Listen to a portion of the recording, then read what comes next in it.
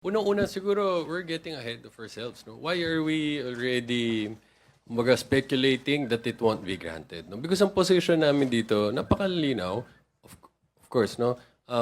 We respect the authority of the impeachment court to rule on this matter. No? Ang Constitution, sa kanila yung binigayan.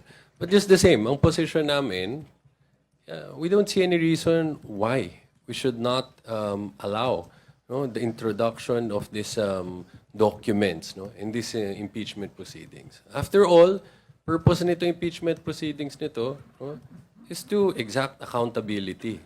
Yan ang hinihingi din ng mga tao. Bakit hindi natin tignan lahat ng mga ebidensya na makakapagpakita kung ano ba ang katotohanan?